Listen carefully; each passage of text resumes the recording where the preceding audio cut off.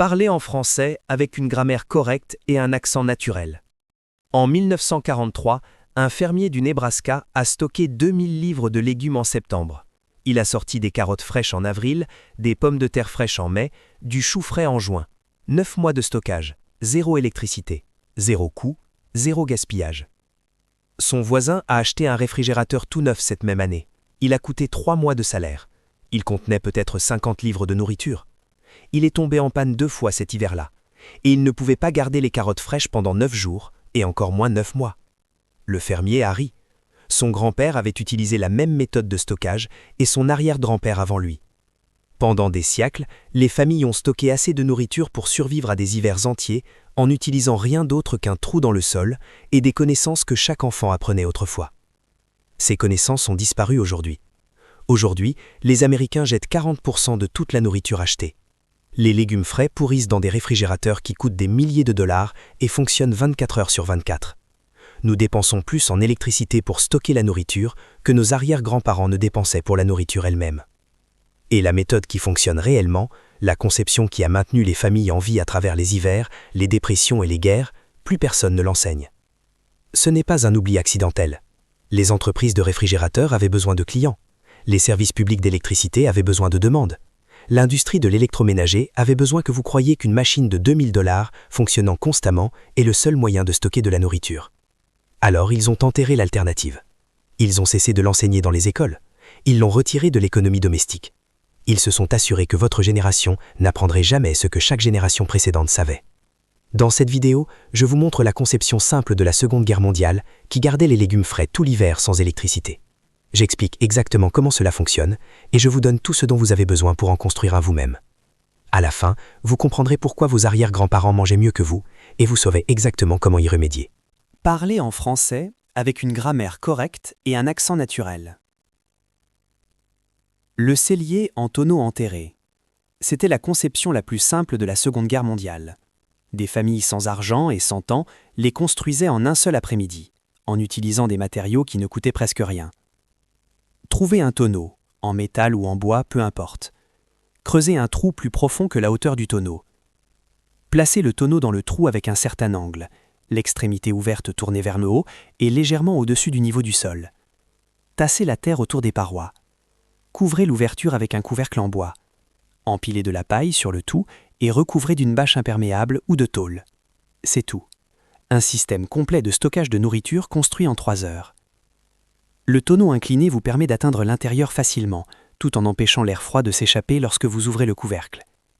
L'air froid descend, de sorte que le tonneau reste froid même si vous y accédez fréquemment. La paille assure l'isolation contre les changements de température de surface. Le revêtement imperméable empêche la pluie d'inonder votre nourriture. Les familles stockaient des pommes de terre, des carottes, des betteraves, des navets et des pommes dans des tonneaux enterrés. Un tonneau contenait de 100 à 150 livres de légumes. 3 tonneaux nourrissaient une famille pendant l'hiver. L'investissement total se résumait à de la petite monnaie et quelques heures de creusage. Les programmes de jardin de la victoire de la Seconde Guerre mondiale recommandaient spécifiquement les tonneaux enterrés, parce qu'ils fonctionnaient et parce que les matériaux étaient disponibles, même pendant les pénuries de guerre. Alors que les réfrigérateurs restaient dans les usines en attendant des pièces, les tonneaux enterrés permettaient aux familles de manger des légumes frais. J'ai vu des photographies de familles de jardin de la victoire avec des rangées de tonneaux enterrés, 10, 12, 15 tonneaux dans un jardin. Suffisamment de stockage de nourriture pour survivre à n'importe quoi. Et l'ensemble du système coûte moins qu'1 mois de facture d'électricité moderne. Un manuel de la Seconde Guerre mondiale que j'ai trouvé décrivait une famille qui stockait 800 livres de pommes de terre, 200 livres de carottes, 150 livres de betteraves et 100 livres de pommes en utilisant 7 tonneaux enterrés. Ils ont tiré des produits frais de ces tonneaux jusqu'en juin de l'année suivante, 9 mois de légumes frais. Coût total, le travail de creuser des trous. La conception fonctionne aujourd'hui exactement comme elle fonctionnait il y a 80 ans. La physique n'a pas changé. Les légumes se conservent toujours parfaitement sous terre. La seule chose qui a changé, c'est votre connaissance de l'existence de cette option. Parler en français avec une grammaire correcte et un accent naturel. Le cellier de collines. Si votre propriété présente la moindre pente, vous avez l'emplacement idéal pour la conception de stockage de nourriture la plus efficace jamais créée. Les celliers de collines sont creusés horizontalement dans les pentes plutôt que verticalement dans un sol plat. L'entrée fait face au nord pour minimiser l'exposition au soleil.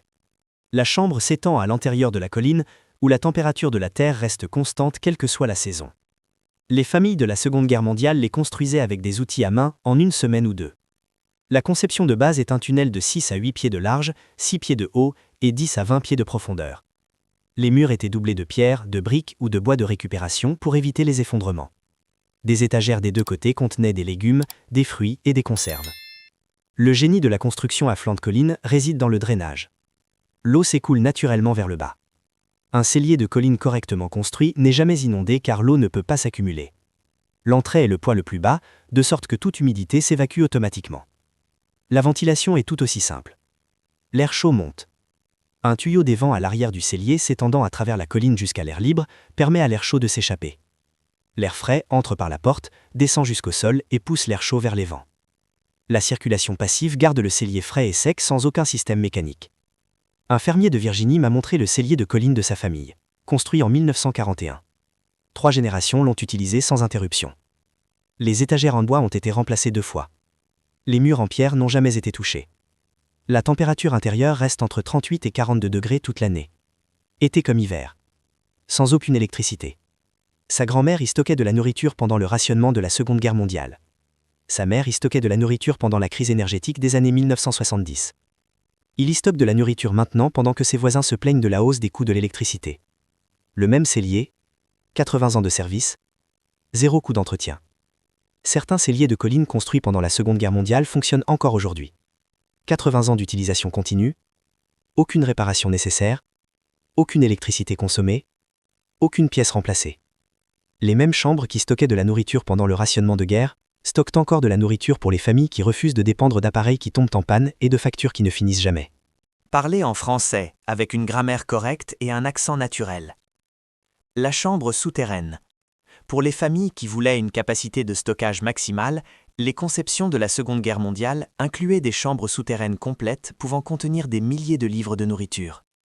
La construction commençait par un trou de 8 à 10 pieds de profondeur, 10 à 12 pieds de large et 12 à 16 pieds de long. Les murs étaient renforcés de pierre, de parpaing ou de bois traité sous pression. Le plafond était encadré de lourdes poutres et recouvert de planches, puis surmonté de 2 à 3 pieds de terre pour l'isolation. Une structure d'entrée protégeait l'escalier menant en bas.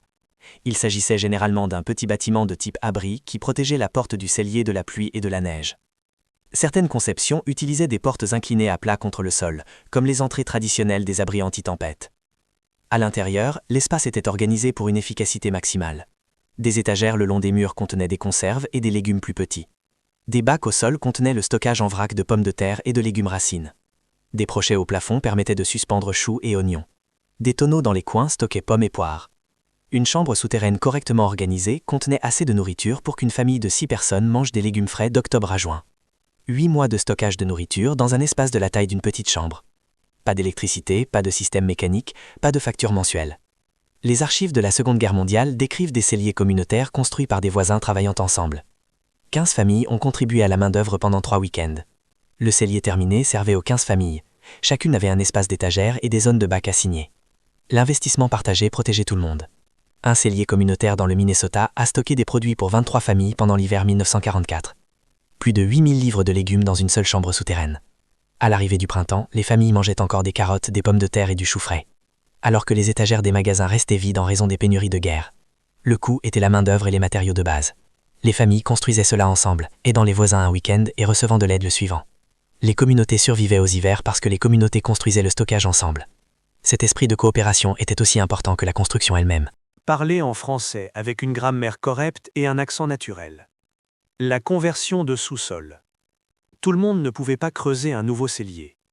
Les familles de la Seconde Guerre mondiale vivant dans des maisons avec des sous-sols existants convertissaient les coins en zones de stockage à froid grâce à des modifications simples.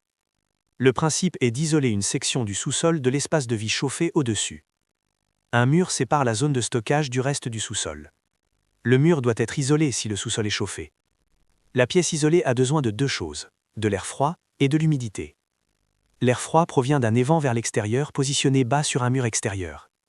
L'air chaud sort par un deuxième évent positionné haut sur le mur opposé. Cela crée une circulation qui aspire l'air froid extérieur et expulse l'air chaud du sous-sol. L'humidité provient du sol. Un sous-sol avec un sol en terre battue maintient naturellement une humidité élevée. Les sols en béton peuvent être recouverts de sable humide ou de gravier, ou vous pouvez simplement placer des bacs d'eau autour de la zone de stockage. Les familles de la Seconde Guerre mondiale cloisonnaient les coins de sous-sol en utilisant du bois de récupération et de la menuiserie de base. La zone de stockage n'avait pas besoin d'être grande. Une pièce de 6 pieds sur 8 peut facilement contenir 500 livres de légumes. C'est suffisant pour des mois de consommation fraîche. La conversion ne coûtait presque rien et pouvait être achevée en un week-end. Les familles sont passées de la perte de légumes par déshydratation au réfrigérateur au stockage parfait des légumes jusqu'au printemps. Les mêmes maisons, le même sous-sol, juste des connaissances appliquées correctement. Un bulletin d'économie domestique de la Seconde Guerre mondiale décrivait la conversion du sous-sol en détail. Liste des matériaux. 12 2 par 4, 20 pieds de contreplaqué, quincaillerie de base, 2 tuyaux des vents. Coût total en 1943, moins de $5. Cela représente peut-être $50 aujourd'hui. Un week-end de travail pour des mois de stockage parfait des aliments. Le bulletin incluait des lettres de famille ayant réalisé la conversion. Une femme a écrit qu'elle avait stocké 300 livres de pommes de terre dans son coin de sous-sol et en avait sorti des pommes de terre parfaites en avril. Une autre décrivait comment elle gardait ses carottes croquantes jusqu'en mai en utilisant des boîtes remplies de sable dans sa chambre de sous-sol convertie. Ce n'étaient pas des familles spéciales avec des compétences particulières. C'étaient des gens ordinaires qui suivaient des instructions simples et obtenaient des résultats extraordinaires. Les mêmes résultats sont accessibles à quiconque est prêt à passer un week-end à construire ce que les entreprises de réfrigérateurs espèrent que vous ne découvrirez jamais. Parler en français avec une grammaire correcte et un accent naturel. Le stockage en fosse extérieure. Parfois, les conceptions les plus simples sont les plus efficaces. Les familles de la Seconde Guerre mondiale, sans sous-sol et sans temps pour la construction, utilisaient le stockage en fosse extérieure pour garder les légumes frais tout l'hiver. Creusez une fosse de 2 pieds de profondeur. Tapissez le fond de paille. Empilez les légumes en couches séparées par davantage de paille. Couvrez le dessus d'une épaisse couche de paille, puis d'une couche de terre, puis d'un revêtement imperméable. C'est tout le système. Un trou, de la paille et de la terre. La terre isole les légumes du gel. La paille empêche le contact direct entre les légumes et le sol. Le dessus imperméable empêche la pluie et la neige de s'infiltrer. À l'intérieur de la fosse, les températures restent entre 32 et 40 degrés Fahrenheit, même lorsque les températures de surface tombent bien en dessous du gel. Les familles de la Seconde Guerre mondiale creusaient plusieurs fosses pour différents légumes. Une fosse pour les pommes de terre, une pour les carottes, une pour les betteraves et les navets. Séparer les légumes empêchait la pourriture de se propager entre les types et permettait d'accéder à une variété sans déranger les autres. La méthode d'accès était simple mais astucieuse. Chaque fosse avait une petite ouverture sur un côté couverte de paille et d'une planche. Lorsque vous aviez besoin de légumes, vous retiriez la planche, passiez la main à travers la paille, preniez ce dont vous aviez besoin et refermiez le tout. La fosse principale restait scellée et isolée. Les dossiers des services de vulgarisation de la Seconde Guerre mondiale montrent des familles stockant 500 livres ou plus en n'utilisant rien d'autre que le stockage en fosse. Aucune construction, aucun matériau à l'exception de la paille, juste des trous dans le sol et la connaissance de la manière de les utiliser. Un agent de vulgarisation a écrit au sujet de sa visite dans une ferme où la famille avait perdu sa grange dans un incendie. Il ne restait aucun bâtiment de stockage, mais ils avaient creusé 6 fosses dans leur jardin et les avaient remplies avec la récolte d'automne. Lorsqu'il leur a rendu visite en février, ils mangeaient encore des légumes frais de ces fosses. L'incendie avait détruit leur bâtiment, mais n'avait pu toucher à leur réserve de nourriture enterrée dans le sol. Parler en français avec une grammaire correcte et un accent naturel. Ce que vous pouvez stocker et combien de temps cela dure. Les durées de stockage vous choqueront. Elles m'ont choqué quand j'ai fait mes premières recherches à ce sujet. Nous avons été conditionnés à croire que les légumes durent des jours, peut-être des semaines. La vérité détruit complètement ce conditionnement. Les pommes de terre stockées correctement sous terre durent de 8 à 12 mois. Pas des semaines, des mois. Une récolte en septembre peut vous nourrir jusqu'au mois d'août suivant. La clé est l'obscurité totale et des températures fraîches constantes. La lumière provoque le verdissement. La chaleur provoque la germination. Le stockage souterrain offre l'obscurité et les températures fraîches automatiquement.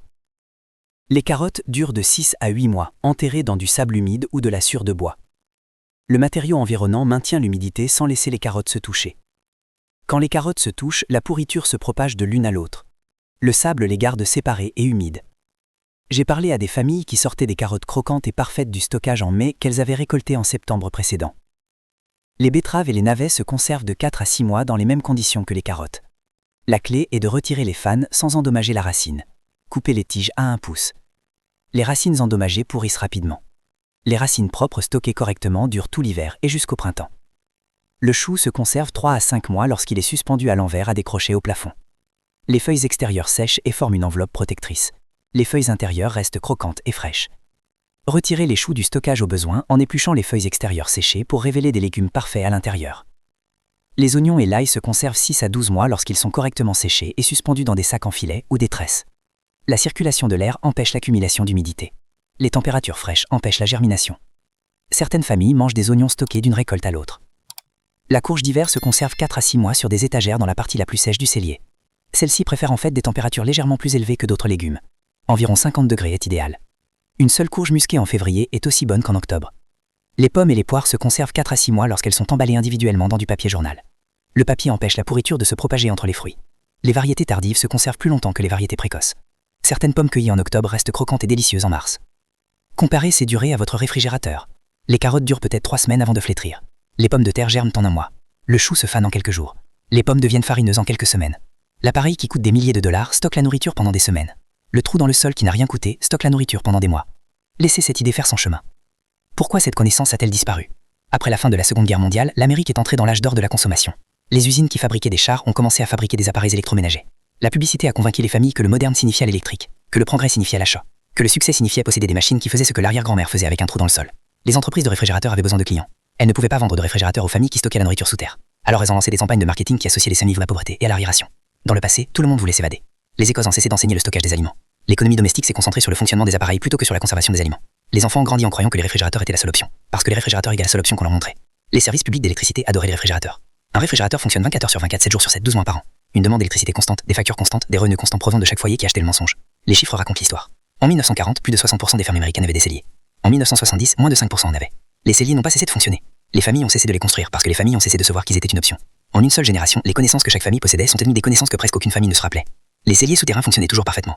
Ils n'étaient tout simplement pas rentables pour ceux qui vendaient des alternatives. Aujourd'hui, la famille américaine moyenne dépense plus de 150 $ par an rien qu'en électricité pour faire fonctionner son réfrigérateur. Sur toute une vie, cela représente des milliards de dollars pour un appareil qui stocke la nourriture moins bien qu'un trou dans le sol. Votre arrière-grand-mère ne dépensait rien, stockait plus de la nourriture, la gardait fraîche plus longtemps et ne s'est jamais soucié des pannes de courant, ruinant chaque bâtiment que vous possédez. Les conceptions de cette vidéo fonctionnent exactement comme elles fonctionnaient il y a 80 ans. Les légumes se stockent toujours parfaitement dans des conditions fraîches et humides. La terre maintient toujours une température constante sous le sol. La physique n'a pas changé simplement parce que les entreprises préfèrent que vous ne sachiez pas. Commencez par l'option la plus simple. Un tonneau enterré ne coûte presque rien et prend un après-midi. Testez le concept. Stockez des pommes de terre et des carottes pendant un hiver. Vivez l'expérience de sortir des légumes frais du sol en mars et comprenez ce que vos arrière-grands-parents savaient. Si vous avez un sous-sol, convertissez un coin cet automne. Le coût des matériaux est inférieur à 100 $. Le travail prend un week-end. Les résultats durent toute une vie. Si vous avez une colline, envisagez un véritable cellier. L'investissement est plus important, mais les bénéfices sont générationnels. Vos petits-enfants pourraient utiliser ce que vous construisez cette année. Même le stockage en fosse extérieure fonctionne. Aucune construction requise, juste des trous et de la paille. Les familles ont survécu au rationnement de la Seconde Guerre mondiale en n'utilisant rien de plus compliqué que cela. L'objectif n'est pas une reconstitution historique. L'objectif est de s'affranchir de systèmes conçus pour extraire de l'argent de vos besoins fondamentaux. S'affranchir des appareils qui tombent en panne et des factures qui ne finissent jamais.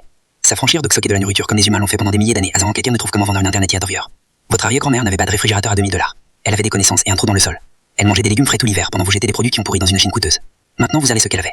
Vous connaissez les conceptions. Vous savez ce qui se conserve et combien de temps cela dure.